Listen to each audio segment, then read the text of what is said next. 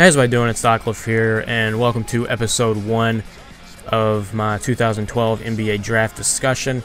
Basically, I'm just going to take every single lottery team, and I might go a little bit farther if I have time, and just discuss them. For this episode, I'll obviously be discussing the New Orleans Hornets, and their 3 draft picks.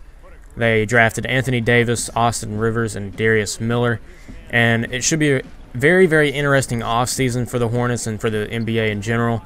But let's go ahead and get started with the number 1 pick, Anthony Davis. It was pretty much expected of him to be the number 1 pick because I think talent just drops off after him. I mean, he was 6'2", 6'3", not even 2 years ago, and now with a huge growth spurt, he's about 6'10", 1/4, something like that. And now he's probably one of the best shot blockers in the league. Now, I think people don't give him enough credit for averaging nearly 5 blocks per game in college. And just think about how that translates to the NBA. I mean, we don't know about like the major shot blockers and what they could have done, like Dwight Howard, who didn't, I believe he didn't go to college, and you know, others that didn't go to college. It should be interesting to see what they would have averaged in college. I'm sure they would have lit it up, but what we can tell from Anthony Davis is he'll probably, if he can get half of his blocks that he got in college, which is about 5, like range for 4.7 to 4.9 throughout the season for the Kentucky Wildcats. So it should be extremely interesting to see what he can bring to the table. I think he'll average, like, at first, he'll average about 2 blocks per game, but I can see him competing with Defensive Player of the Year, Dwight Howard, in the blocks category. Or, well, he wasn't Defensive Player of the Year, but Tyson Chandler won it recently. I can see him winning those awards in about 4 years.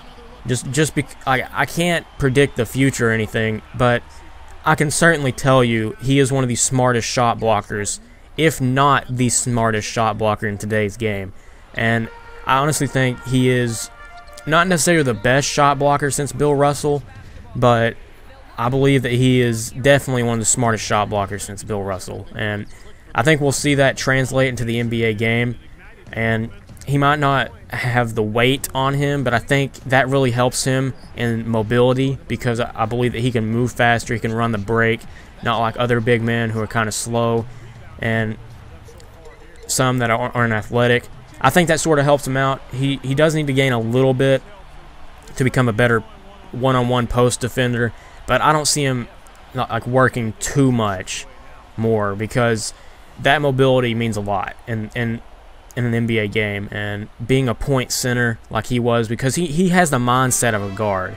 And I mean, I guess that's what makes him so good for a shot blocker and for a big man, is because he used to be a guard. He has the mindset of a guard, and he learned the skill set very, very fast to be, you know, from getting a growth spurt and changing positions really fast. So we'll see a lot from him, as I've discussed for over half the video about Anthony Davis. But now for their next pick, they had Austin Rivers out of Duke, and I think he's going to come in and make an impact right away.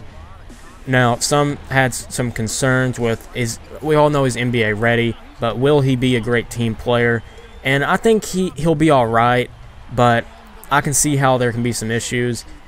Also, with free agency going on with Eric Gordon and Chris Kaman, them being unrestricted free agents, or at least Eric Gordon, I don't know what's going to happen with them. You can never be too sure, but I believe they will come back for the most part. But I'm not 100% sure on Chris Kaman, because he is exploring his options.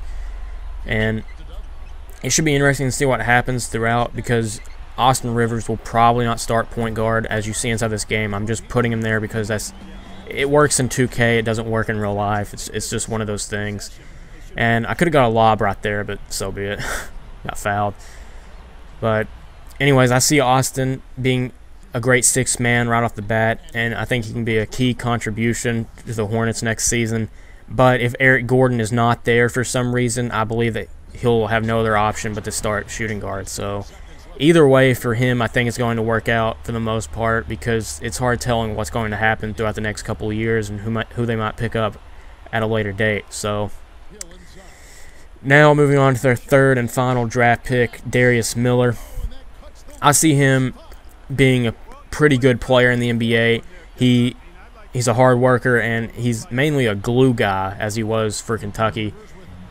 He actually came off the bench to Kid Gilchrist, so it should be interesting to see how he's going to play inside the NBA, because he was a pretty good college player for 4 years, and I've seen him grow. He actually grew up semi-close to me, believe it or not, within like 250 miles of me. So, you know, to see someone that sort of close to you play in the NBA, it means a lot, and it's just what it is. He's out of Maysville, and it's crazy, but he's a great all-around player. He's hard to defend because he's got such a strong body, and he can post people up, and he can score with a jump shot, and he's a great triple threat player. So that's basically the end of the game, and that's the New Orleans Hornets in a nutshell. So I hope you guys have enjoyed this assessment, and as always, have a nice day.